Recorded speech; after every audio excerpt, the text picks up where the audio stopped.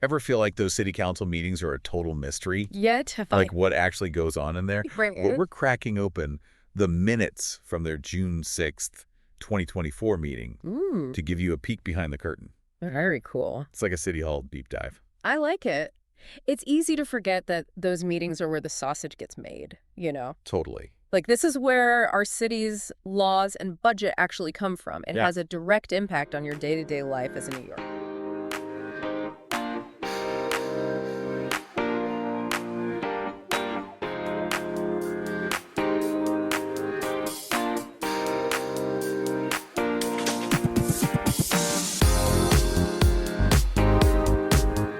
And this particular meeting was a full house. Oh, really? All 51 council members were there. Even Reverend Jason Andre Ridley was there to give the invocation. Wow. Okay, so they're not wasting any time at this meeting. No, they jumped right in, Uh-huh. and they kicked things off with what are called home rule messages. Right. Have you heard of these? I have. So for folks who maybe haven't spent their days poring over city council agendas, Right.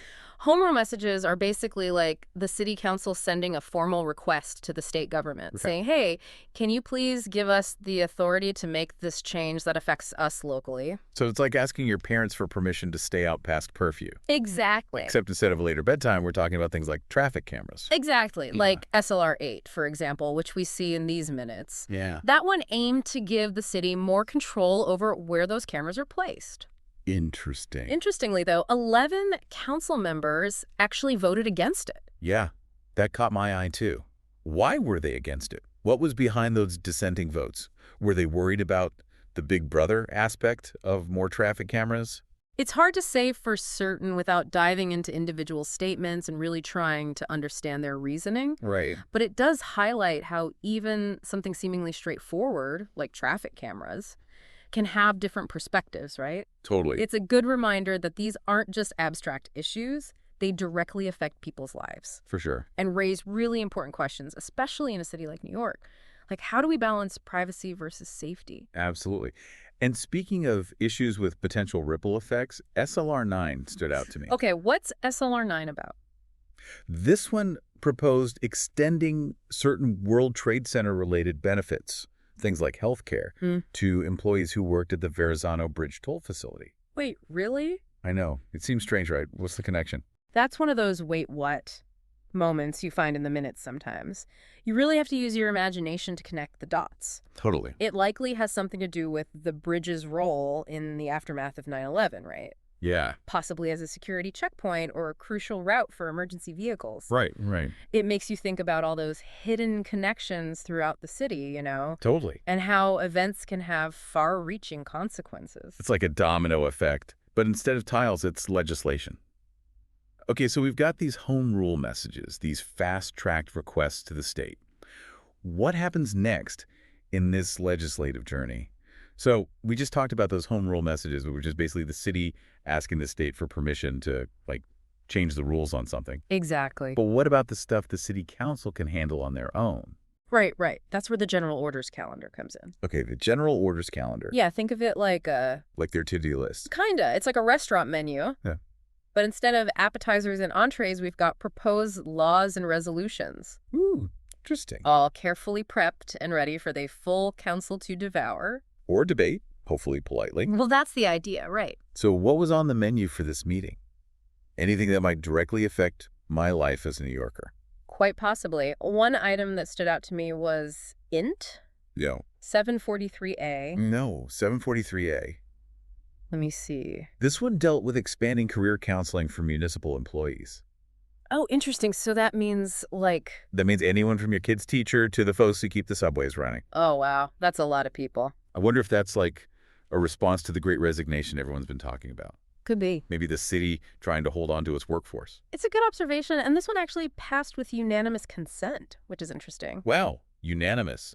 They must all agree that investing in those workers is important. Definitely suggests a shared understanding that, like, when city workers are happy and supported, the city runs more smoothly. Makes sense. Happy employees, happy city, right? Right. Okay, what else got the unanimous thumbs up? Another one that caught my eye was INT. No, 767A. Okay, 767A. This one mandates workplace culture surveys for city agencies. Workplace culture surveys. Those can be kind of hit or miss, you know? How so? Sometimes it feels like they're really trying to get to the heart of things. And then other times, it's just a box to check. Like, yep, we did the survey, everything's fine. Right, right. I think in this case, though, it reflects a growing awareness of just how important a healthy workplace is. Right. Even, or maybe especially in government. Right. For sure, yeah. And by requiring these surveys, Mm-hmm. the council is, I think, aiming for more transparency and accountability, even within its own ranks. Yeah, it's like they're saying, hey, we're not just going to talk about a positive work environment. We're actually going to track it. Exactly. Hold ourselves accountable. I like that. But let's be real. Not everything on the council's agenda is going to be all sunshine and roses. Definitely not. What about the more, shall we say, spirited discussions? Where did the council butt heads? Well, one that jumped out at me was INT. No. 908A. 908A. Okay, what's that one about? This one proposed giving the city council more oversight over certain commissioner appointments. Ah, so it's city council versus the mayor. Classic. A bit of a power struggle, yeah. So basically, those who supported it, they argued that it would provide a crucial check and balance on mayoral power. Sure, so the mayor can't just put whoever they want in those positions. Exactly. But then, of course, those who opposed it, Yeah. they probably argued that the mayor needs the freedom to choose their own team. Right. And that too much council involvement could, politicize things. It's like that old saying, with great power comes great responsibility. Exactly. Did 908 pass? It did ultimately pass, Okay. but it faced some opposition. Who voted against it? We've got council members Borelli, Hanks, Palladino, and Yeager. So not everyone was thrilled about the council potentially, like stepping on the mayor's toes. Right. It's a good reminder that even when a measure passes, those dissenting voices are important. Absolutely. And speaking of diverse viewpoints, Oh, is this about to get juicy? we can't forget about the zoning battle that erupted over LU 5556. Zoning. The word that can start a fight in any New York City neighborhood. Tell me about it. This one really got people fired up. So what was at stake with this LU 5556 thing? Okay, so this proposal was all about giving businesses more flexibility in terms of where they could be located and how they could use their space. Interesting. So supporters probably argued that it would encourage economic growth and adaptability, right? Makes sense, but I bet the opponents weren't thrilled. Yeah, not so much. They were probably worried about things like increased traffic, strain on infrastructure. Oh, yeah. Maybe even, the character of their neighborhoods changing too quickly. It's like that everywhere in the city. We like it the way it is. Right. Classic inbangbyism. So how did that vote go? This one really highlighted those divides within the council. Oh, really? How so? Let's see. We've got Areola, Banks, Borelli, Carr, Dinowitz, Hanks, Holden, Lee, Louis, Marmorato, Mealy, Narcisse, Nurse, Palladino, Yeager, and Zwang all voting against it. Wow, that's a lot of no's. That's like half the council. Well, definitely a hot button issue. Definitely. And speaking of hot button issues, we can't wrap up without talking about those migrant workforce and health surveys we mentioned earlier. Oh, right. Those kind of got lost in the zoning battle. Yeah, they flew a bit under the radar. But those are really important, especially now with so many new arrivals to the city. Exactly. Intiedo. No. 84A and Intiedo. No. 85A. So is the council just trying to get a handle on the situation? I think so. They need to gather information before making any big decisions. Makes sense. We'll dive into those more when we come back after the break. So before the break, we were talking about those migrant workforce and health surveys. INT, no. 84A and no. 85A. Right.